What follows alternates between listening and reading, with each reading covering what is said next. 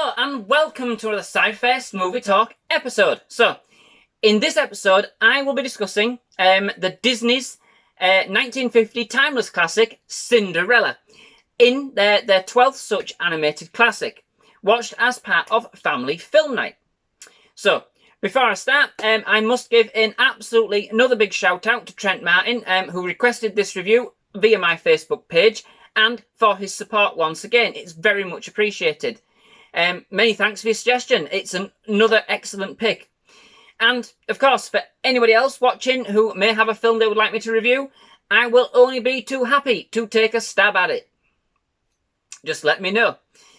So, Cinderella is based on the fairy tale by Charles, and see if I can say, Perrault. I think it's French. But many versions of similar stories have been told around the world over the years. It's your classic rags to riches story with an oppressed young woman being lifted from despair by a knight in shining armour, or, in this case, a prince.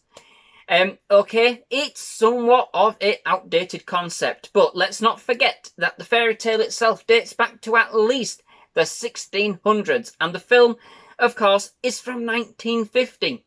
But it is a timeless tale nonetheless, and to be honest, they ain't prevalent. You know, and to be honest, Disney have already proved on a number of occasions that they can do things differently. You know, think the 2010 classic Tangled, a very similar film in terms of premise and indeed of style of villain. That, you know, it's proved that if a similar tale was told today, they would indeed do things differently. You know, indeed Rapunzel in Tangled, you know, she found her confidence on her own, was very strong-willed and independent. And that's the main thing for me. You know, hopefully people learn and they can grow as films move on. Hopefully you can kind of see what I'm getting at. I, of course, cite Tangled as I have literally only watched that film the other week. Please do check out the review if you haven't already. And I kind of found similarities on a number of levels between the two films. It wasn't deliberate, but it was actually quite surprising, you know, coincidentally, just how they did kind of seem very familiar, mainly with regards to the main characters, their oppression, and technically imprisonment, and indeed the main methodologies of the villains. The film also does contain a small number of stereotypical views with regards to the sexes, but hey, again, it was the 1950s. But these aren't extreme, nor prevalent. Anyway, moving on. So, the movie sees us introduced to Cinderella, as voiced by Eileen Woods, who was abused and treated as a skivvy, technically a slave, by her stepmom, Lady Tremaine, as voiced by Eleanor Audley, and her two stepsisters, Anastasia and Drazella, as voiced by Lucille Bliss and Rhoda Williams, respectively. Basically in her own family home, after both her parents had sadly passed away when she was young. But not before her father kind of remarried, who he thought would be a good mother figure for Cinderella. Little did he know his new wife's true colours, however, and what was then about to transpire following his death. Well, after a life of hardship and strife, you would think that Cinderella would be resentful and disconnected. But this couldn't be further from the truth, and along with her animal friends, she attacks every day with an upbeat attitude and a thirst for life that even her vile family cannot keep down, and even stands up for herself as best as she can. Meanwhile, elsewhere in the kingdom, the king, as voiced by Louis Van Rooten, frustrated that his son has still not found a wife, he's getting very broody for some grandkids. He organises an impromptu ball, along with his trusty and ever-faithful Grand Duke, as also voiced by Louis Van Rooten, in order to try and manipulate the situation in order to cultivate romance, inviting all eligible maidens in his kingdom. Well, Cinderella's attempts to attend the ball are thwarted by her despicable family, wanting to keep all of the attention on them. That is, until Cinderella's fairy godmother, as voiced by Verna Felton, makes an appearance and gives Cinderella the makeover of all makeovers and a magical night to remember, allowing her to attend the ball, dance with the prince and fall in love, but no later than the stroke of midnight when the spell would be broken. In her rush, however, Cinderella loses one of her glass slippers, which isn't affected by the spell, it would seem. All part of the fairy godmother's master plan, no doubt, I am sure. Not actually knowing who Cinderella is, she never gave her name at the ball, and seeing how much in love her and his son were, the king then orders a search to find the maiden to who the shoe fits. The rest, as they say, is simply a true fairy tale ending. So, for me, personally, this one has always been a little bit of a middle-of-the-road Disney. It's not one of my favourites. Not quite a go-to Disney for me, if I'm honest, but it has always been a fairly enjoyable and quite heartwarming to watch nonetheless. I do agree. It features, of course, one of the original Disney princesses and is in fact very, very reminiscent of Snow White, with quite a few of the themes and ideas for its main character kind of recycled in this respect. In fact, 12 movies in since Snow White, Cinderella features Disney's second princess, following Snow White, with, for me, a character that is perhaps a bit more padded out than we saw in the original movie.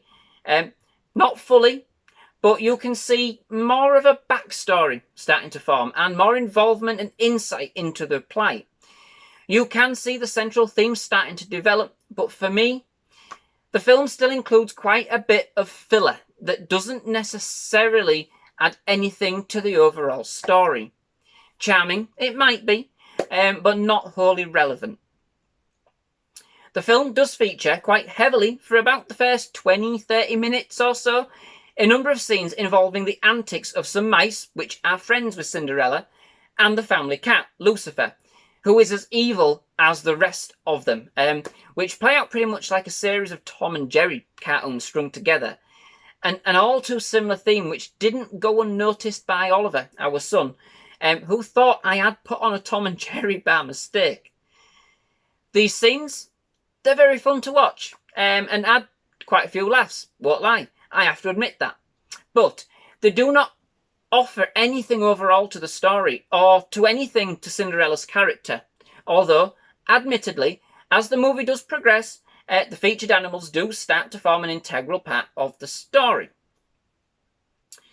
The movie kind of doesn't really come into its own until the fairy godmother makes her appearance, which is where the story kind of really kicks in, all told, in a brilliantly animated sequence set to an amazing song, Bibbidi Bobbidi Boo, which is the most memorable of the film and the most iconic. A very magical element of the movie, always up. Although, I must say personally, although yes, the fairy godmother's dress is certainly impressive, I actually prefer Cinderella's initial dress, which was made from one of her mother's old dresses by her bird and mice friends. It had a real nice kind of simple design and elegance to it, and much more meaning in my book. But I suppose this then kind of lended itself to one of the film's most emotional scenes, which I'll get to in a minute. One thing the movie does do well, in fact, is actually capturing some of the expressions of the characters in the animation. For an animated movie released somewhat 70 years ago now, at the time of this review, a couple of scenes spring to mind which kind of exemplify this for me. The first is when Anastasia and Drizella are having a music lesson, and Cinderella receives the letter inviting them to the ball.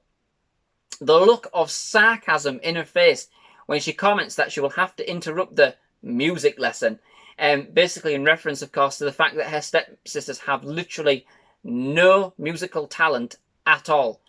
The animators captured that just brilliantly. I really just noticed it this time around, and the expression easily matches the tone in Cinderella's voice. Brilliant. The second is right at the end when Cinderella pulls out the other glass slipper she saved from the night before, after her stepmother made sure that the first one brought to try on was smashed. The look on her stepmother's face, absolutely priceless. An absolutely excellent comeuppance for such a despicable person. Couldn't be sweeter. And the animators really make you feel this. As touched on, in some respects, the film can be quite emotional. once you kind of get past the Tom and Jerry antics, especially as far as the atrocious way in which Cinderella is actually treated by her stepfamily. The movie does feature a very vile villain in the form of Lady Tremaine, and indeed even the stepsisters follow suit, who are simply obnoxious, toxic, and repugnant. In fact, very much the worst kind of villain. They are bullies, using words and savage insults to maintain control, and I touched on that in Tangled. In particular, the scene where Cinderella is dressed ready to go to the ball for the first time, and is basically stripped down to her rags once again by the evil sisters in an attempt to stop her from going to the ball, after discovering that some of their item, or some of the items used in the dress they had previously discarded.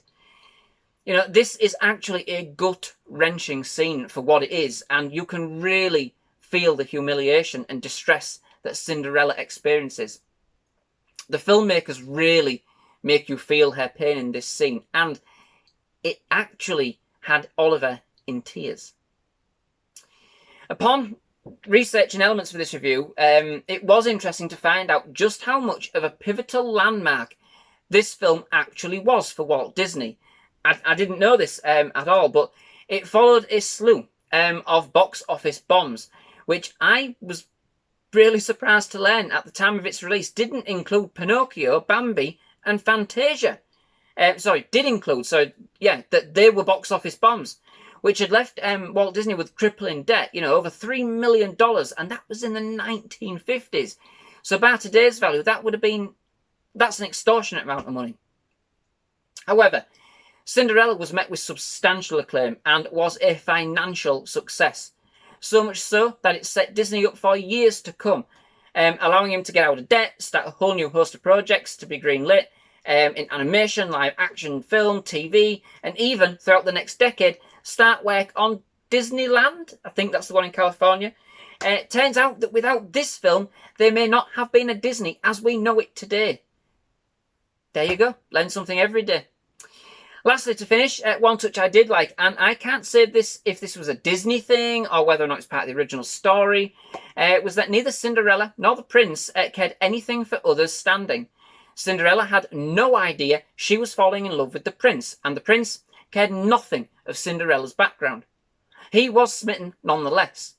I think this kind of speaks volumes for each of their characters and made of the very swift love bond which formed between the two, remembering they only fell in love and wanted to spend the rest of their lives with each other after spending only a couple of hours with each other. It did make this bond seem more realistic and genuine, and not concerted or contrived, It was a really love at first sight fairy tale, So overall, it is a light and breezy film that contains quite a few comedy elements, such that it never really gets too dark, which does keep it entertaining, even if all the scenes do not necessarily add value to the story overall. As a movie, it's endearing enough, and a very charming entry into the Disney's classic range. And of course, a landmark movie in the sense that without it, Disney may not have perhaps existed in the form that it does today, which has certainly earned it some newfound respect in my book. And luckily, Cinderella had odd-sized feet. And I mean that with no disrespect.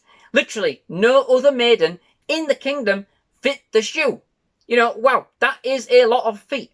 And only Cinderella's were of the right size. So, anywho, that brings me to the end of this episode. Thank you very much for watching. I do hope you've enjoyed it. If you have, please leave a like. Please hit that subscribe button for more movie reviews, more trailer reactions, and more movie-related content. But most of all, thank you very much for stopping by. Loved having you. Hope to see you again. And thank you very much for watching. And goodbye.